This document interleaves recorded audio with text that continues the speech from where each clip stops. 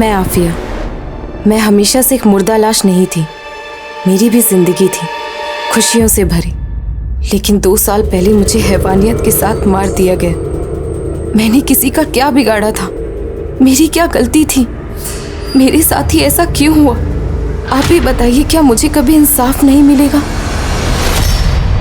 नमस्कार, मैं Sonali Kulkarni crime petrol सतर्क की श्रृंखला में आपका स्वागत करती हूँ। कई बार मीडिया का दबाव केस सॉल्व करने में अहम भूमिका निभाता है। जब कोई केस अखबार की सुर्खियां बनता है, टीवी पर उसे लेकर डिबेट होती है, तो स्वाभाविक रूप से जनता भी उस केस से जुड़ती है, जिससे पुलिस और प्रशासन पर उस केस को सॉल्व करने का दबाव बढ़ता है। आफिया का केस भी अखबार और न्यूज चैनल पर काफी उछला। यही नहीं, इलेक्शन के दौरान चुनावी मुद्दा भी बना। पर अफसोस कि इंसाफ के बजाय आफिया की अम्मी नज़मा को सिर्फ खोखले वादे और झूठी उम्मीदें ही मिली। मानो आफिया की केस फाइल नेताओं के लिए वोट बटोरने का एक जरिया बनके रह गई। आइए जानते हैं क्या थी आफिया की कहानी।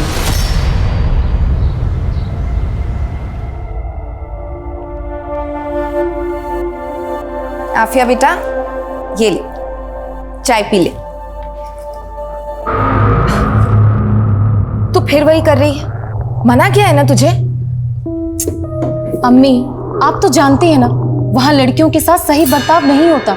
उनके साथ छेड़छाड़ होती है, बराबरी का हक नहीं मिलता।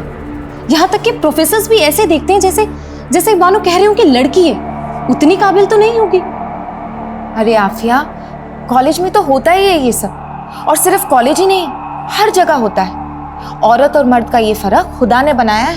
नहीं अम्मी, खुदा ने मर्द और औरत बनाए, फर्क हमारी सोसाइटी ने बनाया। नज़मा! नज़मा! नज़मा, दरवाजा खोल। अशफाक, तुम्हें मना किया ना यहाँ आने के लिए? शौहर हूँ तेरा, और ये घर मेरा भी है।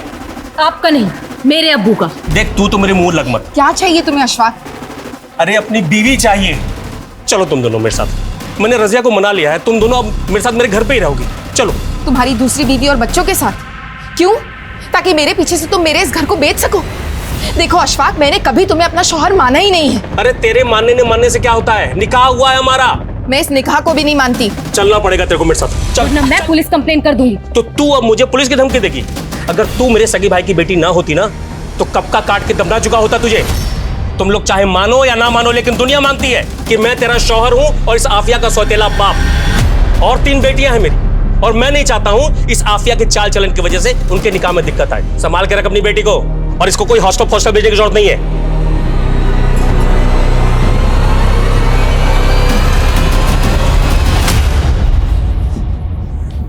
अम्मी, आप क्यों सहती हैं ये सब? तू नहीं समझेगी आफिया, ये दुनिया एक अकेली औरत के लिए कितनी जालिम है। प्लीज अम्मी, आप ये औरत होने की दुहाई मत दो। ये बोलो कि आप कमजोर हो। किस बात का डर है आपको? हाँ, आखिर आप पुलिस कंप्लेन क्यों नहीं करती? शरीफ घर की औरतें पुलिस कोर्ट कचहरी के चक्कर में नहीं पड़ती बेटा। अरे अम्मी, आप समझते क्यों नहीं हो? मुझे वहां हॉस्टल में आपकी फिक्र लगी रहती है।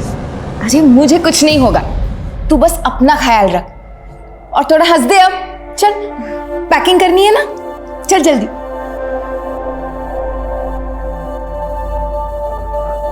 ये ले आफिया, कुछ पैसे रख ले। अम्मी, मैं मैनेज कर लूंगी। एंड आई नो यहाँ पर फैक्ट्री में आपको ज्यादा जरूरत पड़ेगी, और वैसे भी मैं वहाँ ट्यूशन पढ़ाती हूँ ना, उसके पैसे आने वाले, टेंशन मत लो। बहुत सयानी हो गई है तू, लेकिन मैं भी तेरी अम्मी हूँ, चुपचाप रख ले। और आफिया, ये देखना जरा, ये डॉक्टर है, बहुत पैसे कमाता है। अम्मी, आप तो चाहती थी ना कि मेरा निकाह ना हो अभी। आप चाहती थी कि मैं पढ़ाई करूं। तेरी इस अम्मी ने बहुत गलतियां की हैं, और मैं नहीं चाहती इन गलतियों का असर तेरी जिंदगी पर पड़े। तू बस निकाह कर ले, इससे मेरे कलेजे को सुकून मिलेगा। अम्मी, मैं निकाह करूंगी, जरूर करूंगी, लेकिन किसी के डर से नहीं, अपनी मर्जी से, अपनी खुशी से।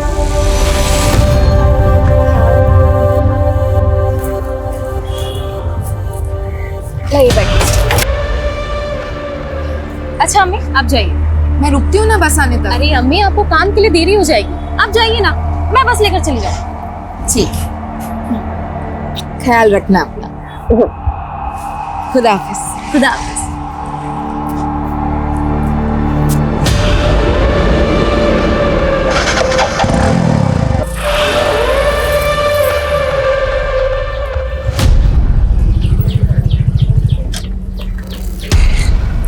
आफिया, क्या बिना मिलाई जा रही हो? नहीं, ऐसी कोई बात नहीं है। जा रही है वो आफिया अपने हॉस्टल। पता है ना क्या करना है।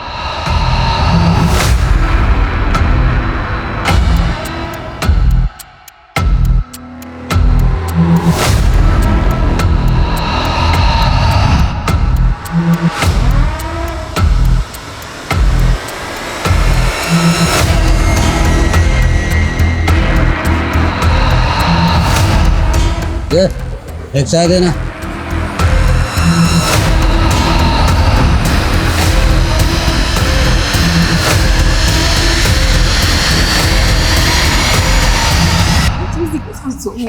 हे गाइस, हाय, हमारी झांसी की रानी आ गई।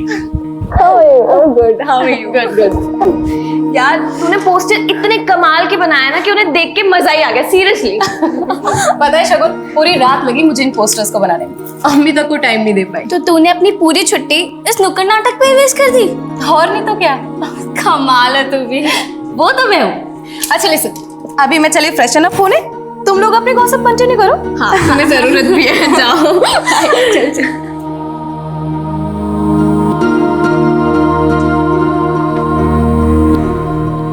भैया, आज आप सभी की चाय मेरी तरफ से, लेकिन आप लोगों को भी प्रॉमिस करना होगा कि आप लोग हमारा नुक्कड़ नाटक वहां पर देखेंगे। ओके, लीजिए भैया, पैसे काटिए। हमें चाहिए आजादी, बुरी नजर से आजादी, गंदी सोच से आजादी, रोड रोमियो से आजादी, से आजादी, बुरी नजर से आजादी। बंद करो ये सब। क्या चल रहा है? एक तो गर्ल्स हॉस्टल ने ऐसे ही मोहल्ले का माहौल खराब कर रखा है, और तुम लोग सड़क पर उतर के प्रदर्शन नहीं कर रही हो।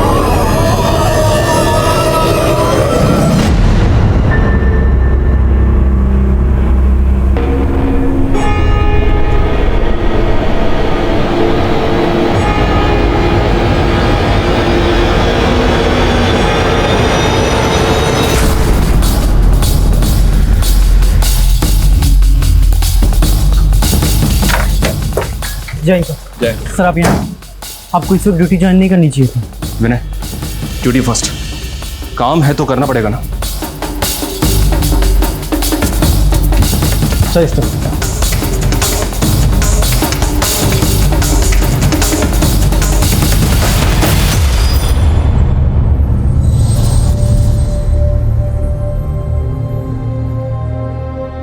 इतनी वहशियत, इतना गुस्सा, इस तरह से कौन मार सकता है इसे?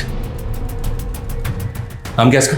सर, लड़की का नाम आफिया खान है, उम्र 21 साल, JMS कॉलेज की स्टूडेंट है और यहाँ हॉस्टल में रहती थी। ये देखिए सर, ये लेटर भी चिपका हुआ। एक मिनट, चलो मिलते हैं तुमसे हम अगले जन्म।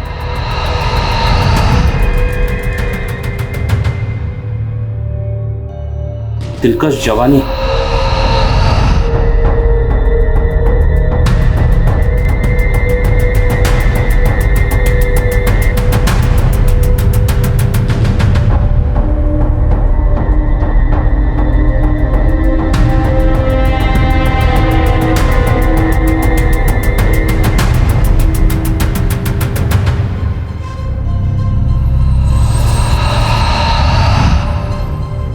विनय, इसे उठाओ।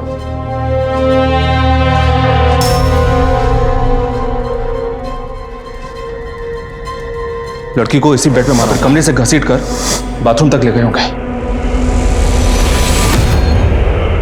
और शायद उसका रेप भी किया होगा। बाथरूम के शीशे पे वो नोट और लड़की के हाथ पे लिखा दिलकर शवानी। किसी जिल्टेड लवर का मामला लगता है। सर कॉलेज की छुट्टियां चल रही थी, इसीलिए सभी लड़कियां अपने अपने घर गई हुई थी। आफिया और 4-5 लड़कियां और अभी परसों ही अपने घर से हॉस्टल लौटी सर। ये रही सर। अच्छा, आफिया के रूम में 2 बेड्स और हैं। उसकी रूममेट्स कौन है? सर मैं और तनु, लेकिन तनु अभी तक घर से वापस नहीं आई है सर। आफिया को इतनी हैवानियत से, इतनी बेरहमी से किसी ने मार दिया और आपको कुछ पता ही नहीं चला? एक्चुअली कल रात को मैं अपने कमरे में नहीं थी। हम सब लोग कल गीतिका के रूम में थे, क्योंकि इसकी दोनों रूममेट नहीं आई थी तो हम लोग इसी के रूम में सो गए थे सर। हाँ सर, ये सब मेरे ही रूम में थे। लेकिन आफिया तो आपके रूम में नहीं। क्यों? कोई अनबन थी उसके साथ? नहीं नहीं सर, वो तो हम सबकी बहुत अच्छी दोस्त थी। मैंने कल उसे बोला भी था कि तू भी हमारे साथ चल, लेकिन उसने कहा कि उसे पढ़ाई करनी है। तू अभी तक पढ़ रही है? चलना गीतिका के रूम में। अरे मोहतरमा जी, ऑलरेडी घर पे कितना टाइम वेस्ट हो गया। अगर अभी पढ़ाई नहीं की ना तो मैं पक्का फेल हो जाऊंगी। तू जा, चलना प्लीज। जा मेरी माँ। अच्छा ठीक है, बाय। आफिया की लाश को सबसे पहले किसने देखा था? सर मैंने ही देखा था। सुबह मैं अपने कमरे में आ रही थी तो मैंने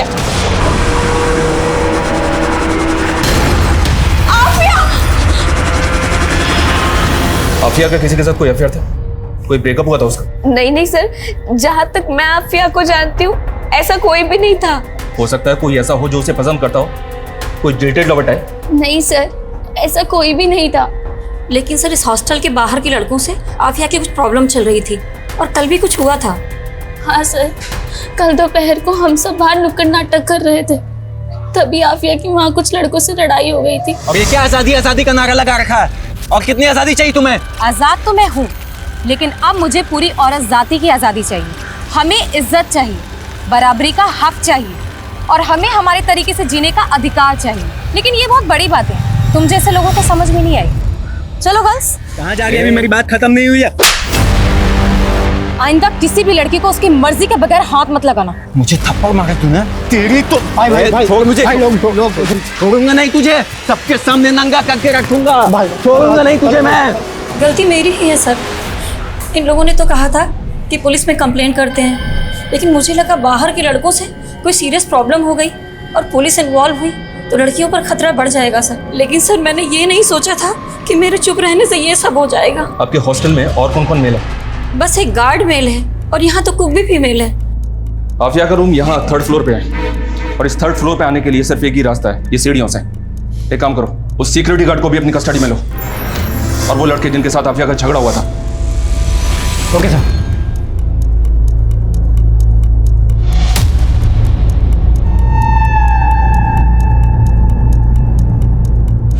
विनय, ये देखो, यहाँ पे खून के धब्बे हैं। हमें ऊपर कॉरिडोर में कहीं भी किलर्स के फुटप्रिंट नहीं मिले, ना ही सीढ़ियों पे, लेकिन यहाँ पे एक काम करो, यहाँ के प्रिंट लो और लड़की की बॉडी को पोस्टमार्टम के लिए भेजो। Okay sir.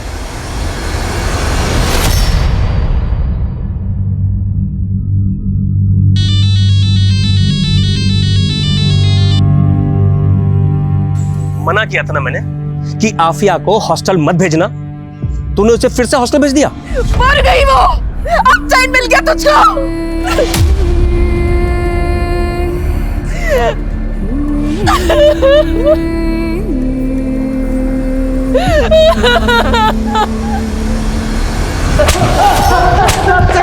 कुछ नहीं कह सकता मैंने। तुम दोनों का झगड़ा हुआ था ना आफिया के साथ, उसे नंगा करके घुमाने की धमकी दी थी ना तुमने? नंगा करके मैंने बस गुस्से में बोल दिया था सर, बस गुस्से में बोल दिया था। वो फालतू की नारेबाजी कर रही थी बहुत। बड़े समाज सुधारक बनते हो ना तुम दोनों, हाँ? विनय, इन दोनों समाज सुधारकों की अच्छी तरह से खाल खींचो, तोड़ो इन दोनों को। कुछ नहीं किया सर हमने।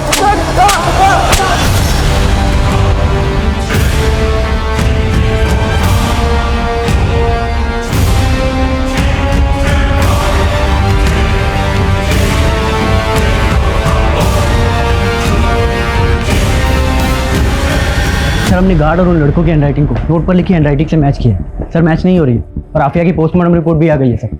सर पर गहरी चोट लगने की वजह से उसकी मौत हुई थी। और रेप? सर रेप तो कंफर्म नहीं हुआ, बॉडी पर कोई डीएनए तो नहीं मिला, लेकिन सर नोचने के निशान हैं।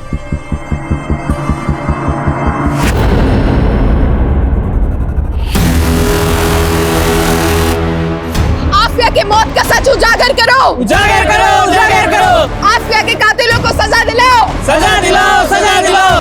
पुलिस प्रशासन की मर्जी नहीं चलेगी, नहीं चलेगी, नहीं चलेगी। पुलिस प्रशासन, हाय हाय, पुलिस प्रशासन, हाय हाय। आफिया का केस वक्त वक्त पर चर्चा में आता रहा, लेकिन सिर्फ अल्पसंख्यक को लुभाने के लिए एक चुनावी मुद्दा बनकर।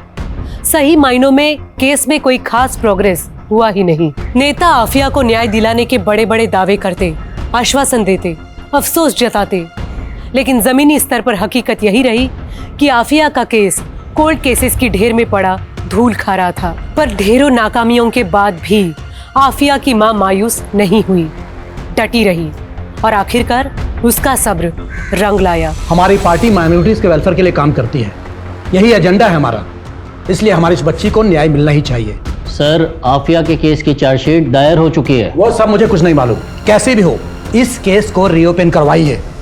मैं तो कहता हूं कि इस केस को आप क्राइम ब्रांच को सौंप दीजिए।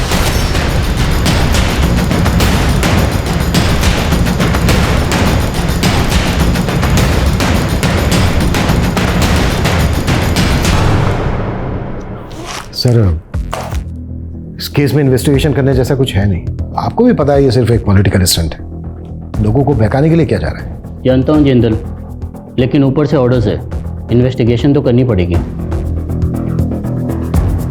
चैन सर, ये केस ऑलमोस्ट सॉल्व हो गया है, चार्जशीट भी दायर हो चुकी है और आप कह रहे हैं कि इन्वेस्टिगेशन फिर से क्राइम ब्रांच करेगा। एनीवेज, हमने इस केस में संतोष को अरेस्ट किया, ये बात तो आपको पता ही होगी। लेकिन किस बिना पे अरेस्ट किया था? ना तो संतोष की मां मानने को तैयार है, ना आफिया की मां मानने को तैयार है। मीडिया 50 सवाल ऊपर से खड़े कर रहा है कि जो आदमी ठीक से चल फिर नहीं सकता वो गर्ल्स हॉस्टल के 3rd फ्लोर पर बालकनी से कैसे जा सकता है? आशुतोष, कहीं ऐसा तो नहीं है कि तुमसे, तुम्हारी टीम से कहीं कोई गलती हुई है? मैंने सुना है कि उस दरमियान तुम किसी ट्रेजेडी से भी गुजर रहे थे।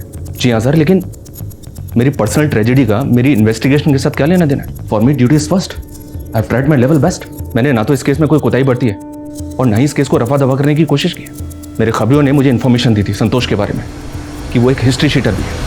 और सर, आफिया की मौत के बाद भी ये संतोष हॉस्टल के बाहर एक चाय की दुकान पर बैठकर चाय पी रहा था, उसकी मौत की न्यूज़ देख रहा था। और जब पुलिस वहाँ से चली गई तो ये भी वहाँ से चला गया। आफिया को इतनी बुरी तरह से मारा पीटा गया। आफिया की माँ मीडिया में बार बार कह रही है कि उसके साथ रेप हुआ, लेकिन आपकी रिपोर्ट में रेप का कोई जिक्र ही नहीं है। आपकी रिपोर्ट कहती है कि आफिया के साथ रेप हुआ ही नहीं है। सर, आफिया की माँ लोगों की कही सुनी बातों में आ रही है। आफिया की बॉडी पर कपड़े नहीं थे, किसी को भी ऐसा लगेगा, लेकिन पोस्टमार्टम रिपोर्ट में रेप नहीं आया था। किलर ने आफिया को प्रेशर से मारा था सर। आई एम श्योर वो चोरी के लिए वहां आया होगा, आफिया के साथ झड़प हुई और उसने आफिया की जान ले ली। अगर हम तुम्हारी थ्योरी माने तो फिर वो आफिया को घसीट कर आफिया के रूम से वॉशरूम तक लेकर क्यों गया? वहाँ उसने आफिया के कपड़े निकाले, उन्हीं कपड़ों से उसके हाथ पैर बांधे, एक नोट भी छोड़ा। अगर कोई सिर्फ चोरी के मकसद से वहाँ गया था तो उसने इतनी हैवानियत क्यों दिखाई? Please explain me. संतोष ने खुद कबूल किया कि मर्डर उसी ने किया। ये देखिए, ये उसकी स्टेटमेंट है। आशुतोष, सस्पेक्ट से स्टेटमेंट कैसे ली जाती है कि मैं भी अच्छी तरह से जानता हूं। किसी को इतना मारोगे, कुटोगे तो हाँ बोलेगा ही ना। सर, आपको जैसा लग रहा है वैसा बिल्कुल भी नहीं है। आफिया को चोरी के सिलबट्टे से मारा गया था। एक औरत ने संतोष को वो सिलबट्टा चोरी करते हुए देखा भी था। सारे सर्कमस्टेंशियल एविडेंस संतोष की तरफ ही इशारा कर रहे थे सर, बिलीव मी। लेकिन आफिया की बॉडी के पास एक नोट मिला है, उसकी बॉडी पे लिखा हुआ भी मिला है, दिलकश जवानी। ये तो किसी जिल्टेड लवर की ओर इशारा कर रहा है। जी हाँ सर, हमको भी ऐसे ही लग रहा था। हालांकि संतोष का कोई पास नहीं मिला हमें, लेकिन सर हो सकता है एक तरफा प्यार हो। Anyway, thank you so much. Jain sir. Jain. Abhishek, Santosh को गर्ल्स हॉस्टल लेकर आओ। सर। सर, उस घटना के बाद तो पुरानी वार्डन को अपना इस्तीफा देना पड़ा था और पिछले 2 सालों से मैं ही यही की वार्डन हूँ सर। अच्छा, ये बात बताइए।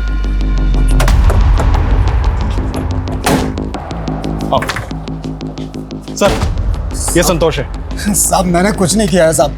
तू स्टेटमेंट दे चुका है अपना पहले ही। साहब, उन लोगों ने बहुत मारा था साहब। सच बोल रहा हूँ साहब, मैंने कुछ नहीं किया। ठीक है, रोना बंद करो। इधर आ।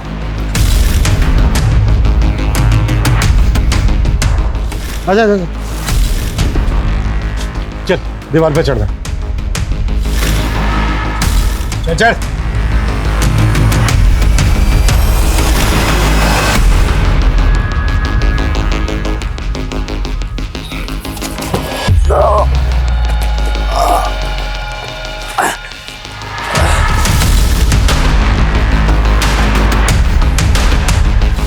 संतोष, इस बोरी को घसीटते हुए वॉशरूम तक लेकर जाए।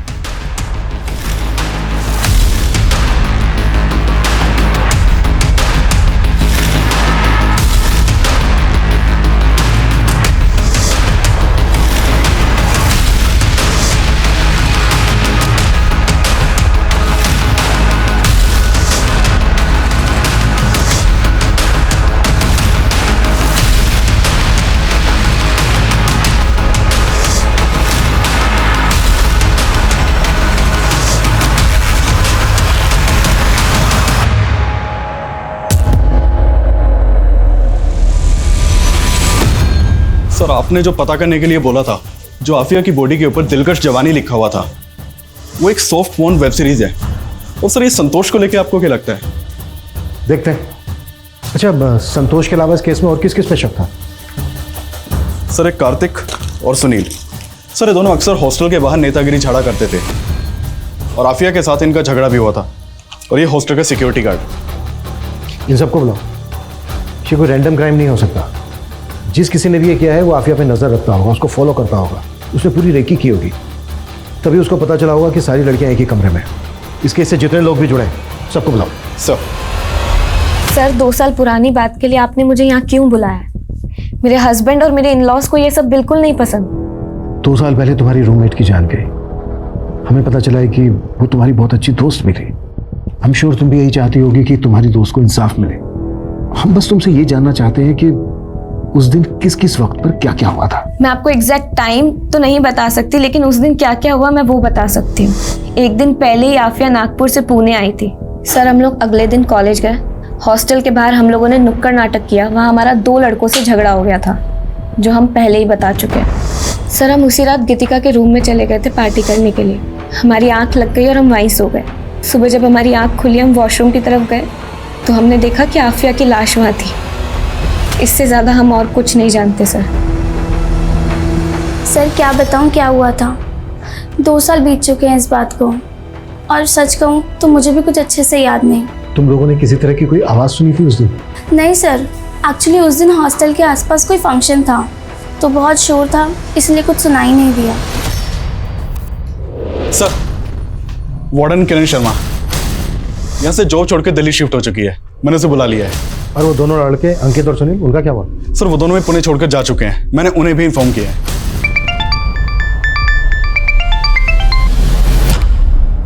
तुम्हारी वजह से मैं पंगे में फंसी हूँ। अब क्या चाहिए? क्यों फोन किया है?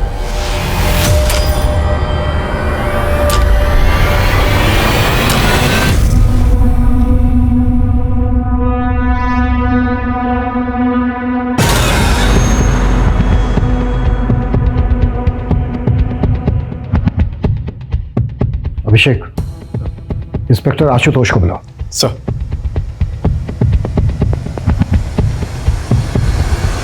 क्राइम स्पॉट या हॉस्टल के कॉरिडोर में कहीं पर भी फुटप्रिंट नहीं मिले। Right sir. लेकिन स्टेयर्स के पास मिले। इतना तो साफ है कि किलर के जूतों पर आफिया का खून लगा हुआ था। उस हिसाब से तो कॉरिडोर में भी मिलने चाहिए थे। जी हाँ सर, हमको भी ऐसे लगा था। फिर हमने सोचा कि शायद किलर ने वहां से निकलने से पहले पहुंच दिए होंगे। अपने शूज पर ये ब्लेड लगाओ।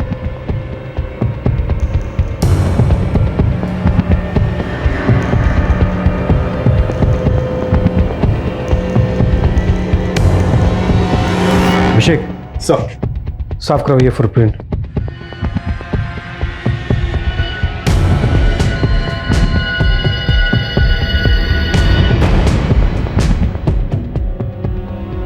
किलर ने अगर खुद अपने फुटप्रिंट साफ किए होते तो हल्के से रह जाते। जैसे कि देखो ये रह गए। किलर के पास इतना टाइम तो होगा नहीं कि वो अच्छे से साफ कर सके। इसका मतलब यह है कि किलर के जाने के बाद किसी और ने उसके फुटप्रिंट साफ किए हैं। आई एम श्योर इस केस में कम से कम 2 लोग इन्वॉल्व हैं, शायद एक बाहर वाला और एक अंदर वाला। अभिषेक, अपनी टीम के कुछ लोगों को बोलो कि हॉस्टल के बाहर अंडर कवर होकर रहें। हॉस्टल में क्या क्या होता है पूरी जानकारी इकट्ठा करें, और इस केस से जुड़े सभी लोगों के कॉल रिकॉर्ड्स, लोकेशंस और बाकी की डिटेल्स चाहिए मुझे। Right sir.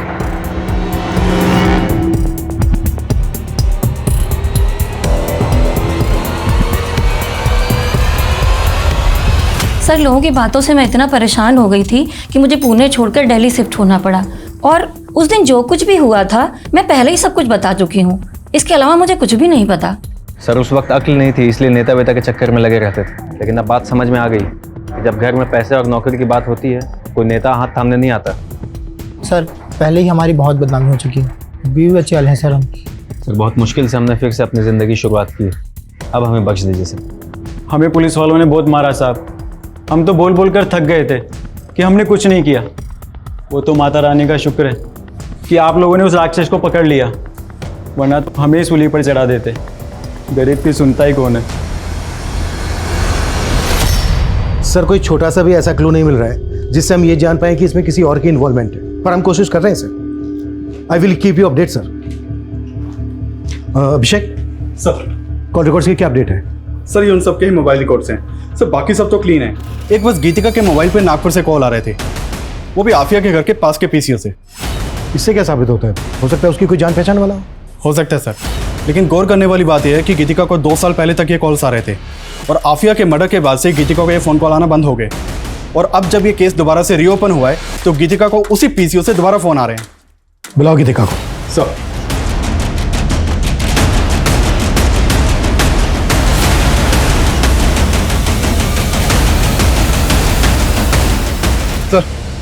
सर कुछ तो गड़बड़ लग रही है सर। गीतिका को बुलाने के लिए एक टीम उसके रेंटेड घर पे भेजी थी, तो नेबर से पता चला कि वो तो घर छोड़ के जा चुकी है। तो आपका शक सही था कि हो ना हो इस केस में 2 लोग शामिल हो सकते हैं, और कहीं ना कहीं ये दूसरी शख्स गीतिका ही हो सकती है। ये भी तो हो सकता है ये केस रेप केस हो ही नहीं, इसमें दुश्मनी का एंगल हो, किसने दुश्मनी निकाली हो आफिया के साथ। पुलिस को गुमराह करने के लिए क्राइम सीन को इस तरह से सजाया गया कि जिल्टेड लवर और रेप एंड मर्डर का केस है। अभिषेक पता करो कि गीतिका इस वक्त कहाँ पर है और नागपुर से गीतिका को फोन कौन कर रहा था। आफिया की माँ से भी पूछताछ करो, शायद वहां से कुछ पता चले।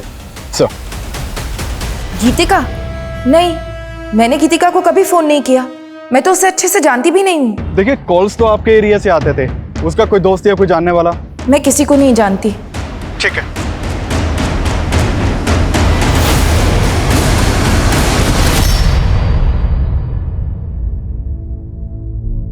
जी भाईजान, सबसे ज्यादा नंबर लाई है आपकी आफिया।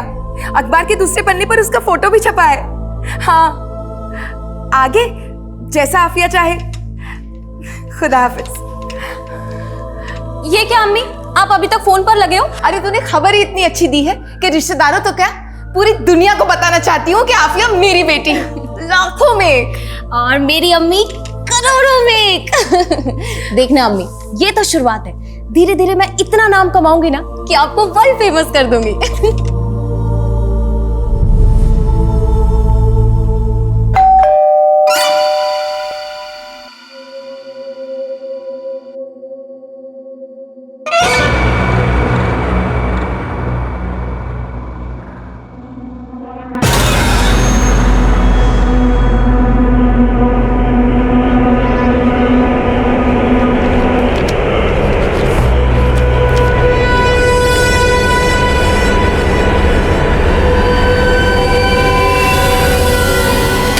लेटर में लिखा है कि बेटे सिद्धार्थ ने मेरी बच्ची को मारा है। अब समझ आया, अपने संतोष जैसे आदमी को केस में फंसाया ताकि केस को रफा दफा कर सके।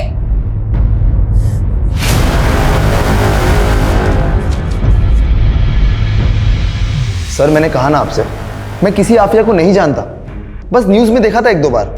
हमने तुम्हारी 2 साल पहले की मोबाइल डिटेल्स निकलवाई थी। आफिया की फ्रेंड शगुन, जानते हो ना, बहुत बातचीत होती थी, दोनों में टच में थे, मिलना जुलना भी था। हाँ सर, मेरा सिद्धार्थ के साथ अफेयर चल रहा था। सर मैंने आपसे एक बात छुपाई थी। असल में उस रात हम सारी लड़कियां गीतिका के रूम में छुपके से पार्टी कर रहे थे, जिसमें मैंने सिद्धार्थ को भी बुलाया था।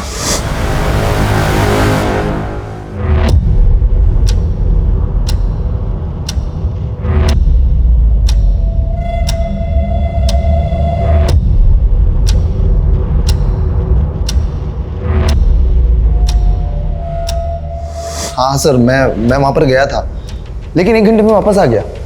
उसके बाद वहाँ पर क्या हुआ मुझे कुछ नहीं पता सर। सर सिद्धार्थ झूठ बोल रहा है। हम लोग तो बीच पार्टी से ही निकल गए थे और निकलकर हम लोग दूसरे कमरे में चले गए थे। उसे तो प्यार का मतलब ही नहीं पता था, इसीलिए मैंने उससे ब्रेकअप कर लिया। सर सिद्धार्थ वहाँ से गुस्से में निकला था और मैं रोते रोते उसी कमरे में सो गई।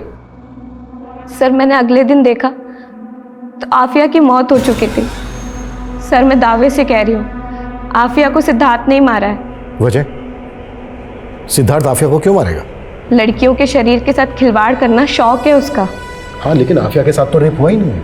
सर आफिया के साथ रेप हुआ था, उसे देख के साफ साफ पता चल रहा था कि उसका रेप हुआ था। लेकिन सर पुलिस वालों ने ये बात दबा दी थी। उस वक्त सब लोग यही बात कर रहे थे। बहुत प्रेशर बढ़ रहा है जिंदल, जो करना है जल्दी करो। सर,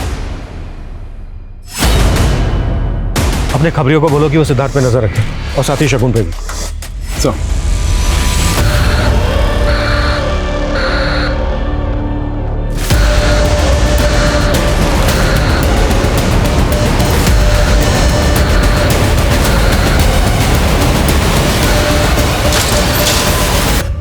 सर, ये सिद्धार्थ तो बार बार यही कह रहा है कि वो उस रात वहां था ही नहीं। नेता का बेटा है, इतनी आसानी से थोड़ी ना टूटेगा। नजर रखो इस पर। इस केस में बार बार यही बात उठ रही है कि रेप हुआ था, रेप नहीं हुआ था, रेप हुआ था, रेप नहीं हुआ था। एक काम करो, जिस डॉक्टर ने पोस्टमार्टम किया था उससे मिलो। सर सर सर आफिया की बॉडी के ऊपर ब्रुटैलिटी के निशान थे, खरोंच, बाइट मार्क्स, लेकिन डॉक्टर का कहना है कि उसका रेप नहीं हुआ था। अभिषेक, आफिया के स्केलेटन की दोबारा से जांच करवाओ, हो सकता है वहां से कुछ मिल जाए। कोर्ट उसके घर वालों से परमिशन लो। Yes sir.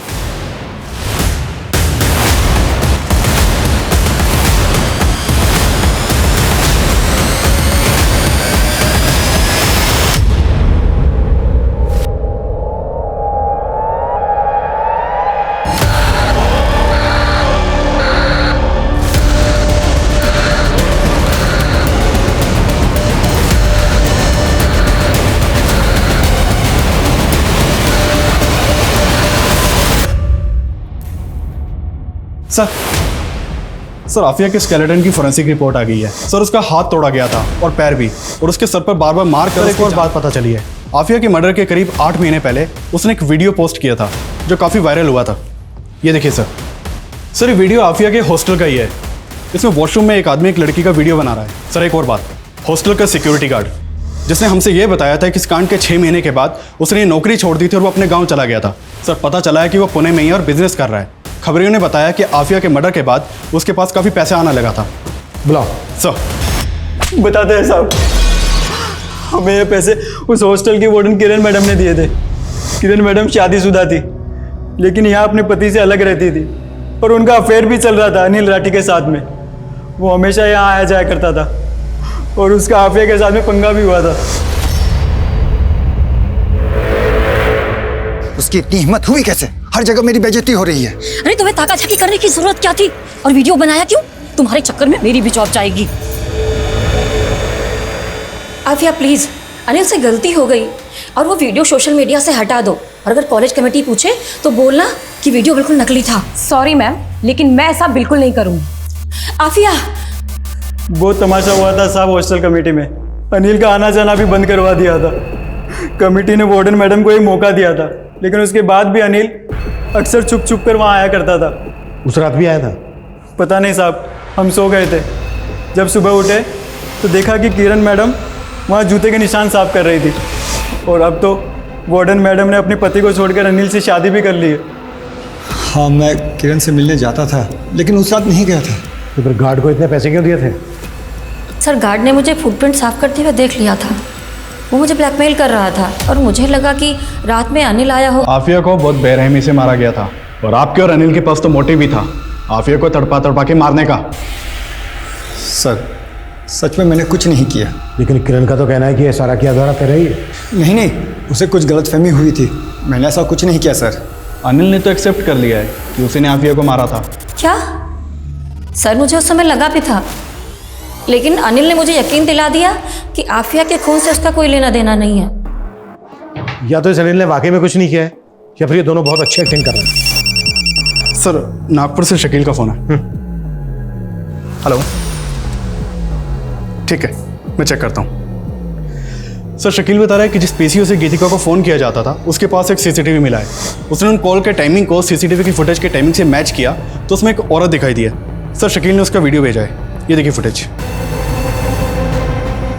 तुरंत नागपुर के लिए निकलो, पता करो ये औरत कौन है और इस औरत की फोटो आफिया की मां नज़मा को भी दिखाओ। सर।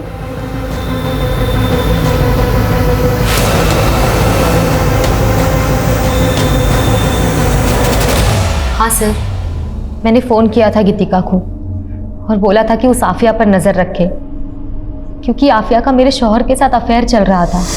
क्या है ये? हाँ, क्यों उसकी फोटो अपने वॉलेट में लिए घूमते फिरते हो? हाँ, मैं प्यार करता हूँ आफिया से और निकाह भी करके रहूंगा। मैं आफिया का पीछा किया करती थी ये जानने के लिए कि वो मेरे शौहर से मिल रही है या नहीं, लेकिन मैं पुणे में उसका पीछा नहीं कर सकती थी, इसलिए मैं उसके हॉस्टल की एक लड़की गीतिका से मिली। मैंने उसको पैसे का लालच दिया तो वो तैयार हो गई। कहीं ऐसा तो नहीं है कि अपने गुस्से की वजह से तुमने ही आफिया के साथ ये सब कुछ करवाया? नहीं सर, मुझे क्या पड़ी है मैं किसी के साथ कुछ करूं। ऐसी लड़कियों को ऊपर वाला खुद ही सजा देता है और उसका तो पूरा खानदान ही ऐसा है। मतलब? सर, उसके अम्मी को उसके अब्बू ने गुस्से में तलाक दे दिया था, फिर वापस आए बीवी के पास रोते हुए। अपने शौहर से वापस निकाह करने के लिए उसको पहले अपने देवर अशफाक से निकाह करना पड़ा, ताकि अशफाक नज़मा को तलाक दे और नज़मा फिर से अपने शौहर के साथ निकाह कर सके। जी, लेकिन उससे पहले ही उनको हार्ट अटैक आ गया और उनकी मौत हो गई। लेकिन उनकी मौत के बाद अशफाक ने नज़मा को तलाक नहीं दिया, उल्टा दोनों माँ बेटी का जीना हराम कर रखा था। अशफाक जानता था कि अगर वो नज़मा को तलाक दे देगा तो इतने बड़े घर की मालकिन वो दोनों माँ बेटी अकेले बन जाएंगी। उन दोनों माँ बेटी की ज़िंदगी खुद तो बर्बाद थी और बेटी मेरे शौहर के साथ चक्कर चला के मेरी ज़िंदगी बर्बाद कर रही थी। तबस्सुम झूठ बोल रही है सर, ये सब बेकार की बातें। मेरी बेटी इकबाल से प्यार करती ही नहीं थी। तुझे मेरी कसम, बता क्या कुछ चल रहा है तेरा इकबाल के साथ? अम्मी, कम से कम आप तो मेरा यकीन कीजिए। इकबाल भाईजान को मैं सिर्फ अपना भाई मानती हूँ और कुछ भी नहीं। लेकिन ये बात आपने हमसे पहले क्यों नहीं बताई? मैं आपको क्या क्या बताऊं और किस किस के बारे में बताऊं सर? अकेली औरत की तो पूरी दुनिया ही दुश्मन होती है। सर, मैं आफिया से बहुत प्यार करता था और वो भी मुझसे प्यार करती थी। आफिया प्यार नहीं करती थी तेरे से। आफिया की मौत में ऐसे ही किसी इंसान का हाथ है जो एक तरफा प्यार करता था उससे। नहीं सर, ये आप क्या कह रहे हैं? मैंने आफिया के साथ ऐसा कुछ भी नहीं किया है। साहब, मैं मानता हूँ कि साहब मैं आफिया को पसंद नहीं करता था साहब, लेकिन साहब मैं इतना बड़ा भी जानवर नहीं हूँ कि अपनी सगे भाई की बेटी के साथ ऐसी घिनौनी हरकत करूँ साहब। हेलो मैम, ये आपका ऑर्डर। थैंक यू मैम, आपके लिए कुछ और भी है। जी।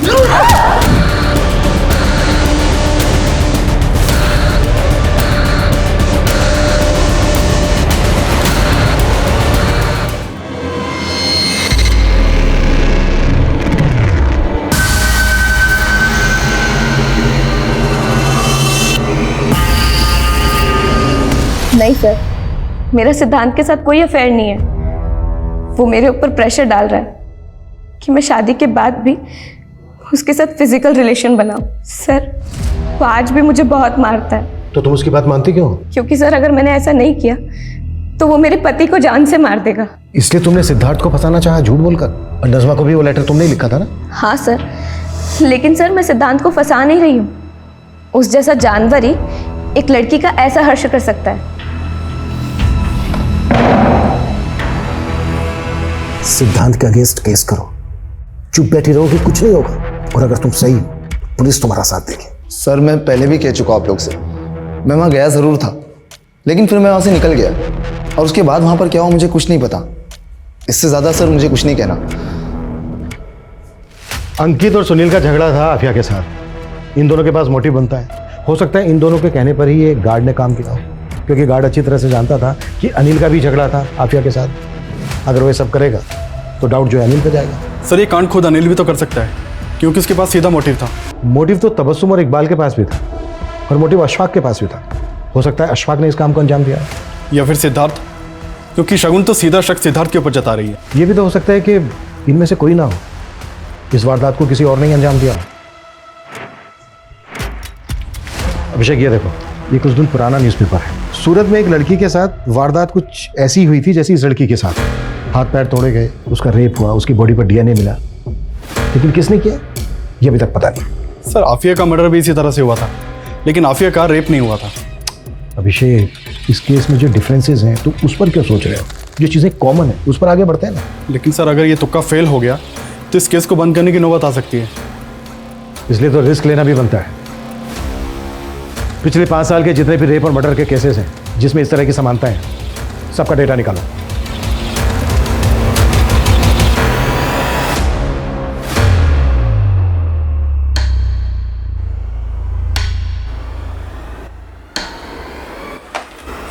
सर हमारे केस से सिमिलर 5 केसेस मिले हैं, भोपाल, गया, सूरत, धर्मशाला और औरंगाबाद में। सर सारे विक्टिम्स को तड़पा कर मारा गया था। इन 5 केसेस में सर 3 विक्टिम्स को मारने के बाद उनके साथ रेप किया गया था। डीएनए के ट्रेसेस तो मिले, लेकिन पुलिस किलर को नहीं पकड़ पाई।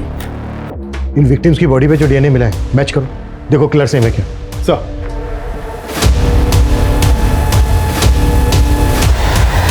बाय मम्मा।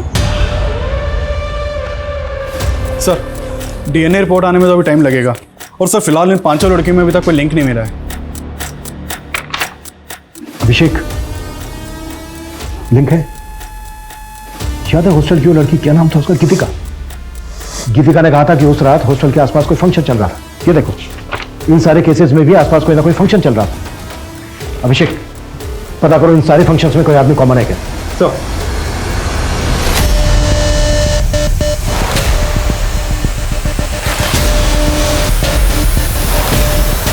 जो डिटेल्स निकालने के लिए बोली थी अब तक मिली क्यों नहीं है मुझे? सर आपका शक सही निकला। एक आदमी का पता चला है जो हर लोकेशन पे मौजूद था। ये सर ये अलग अलग शहरों में अलग अलग कैटरिंग के लिए काम करता है। मैंने मोबाइल ऑपरेटर से इसकी डिटेल निकलवाई तो पता चला कि ये मुंबई में है अभी। तुरंत मुंबई पुलिस से कांटेक्ट करो, इस आदमी को ट्रेस करो। इससे पहले कि किसी और लड़की को अपना शिकार बनाए, हमें इसे रोकना होगा। Quick, fast. सर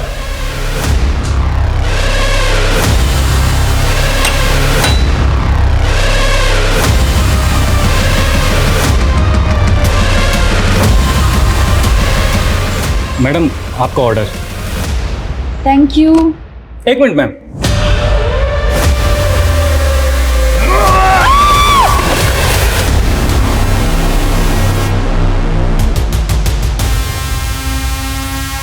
रघु, चल। देख, शुरू से अब सच सच बताना शुरू कर। हमें दूसरे केसेस में भी डीएनए सैंपल मिले हैं। इसे छुपाने से कोई फायदा नहीं है। छुपाना? छुपाना कौन चाहता है सर? पहले पकड़ लेते, पहले बता देता। हाँ, मैंने उन सारी लड़कियों का खून करके उनके साथ बलात्कार किया। हेलो मैम, आपके लिए ऑर्डर। Thank you. वो क्या है ना कि खून देखकर मुझे बड़ा मजा आता है। उसी से मैं वो क्या कहते हैं, एक्साइटेड होता हूं। आफिया को क्यों मारा? उसके ऊपर तो मेरी बहुत पहले से नजर थी, पसंद आ गई थी वो मुझे, तो सोचा मिल के आता हूं।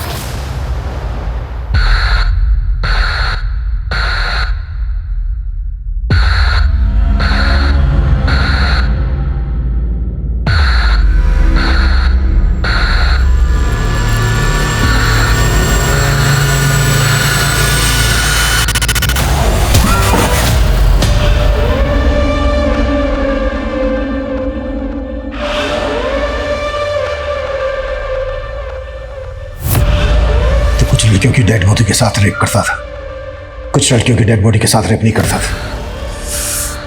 वो एक मेरी कमजोरी है। कभी कभी खून देख के भी गरम नहीं होता मैं। लेकिन वो लड़की मुझे चाहिए थी, इसलिए उससे वादा करके आया, फिर मिलेंगे अगले जन्म। अब अगले जन्म में मैं फिर उससे मिलूंगा सर।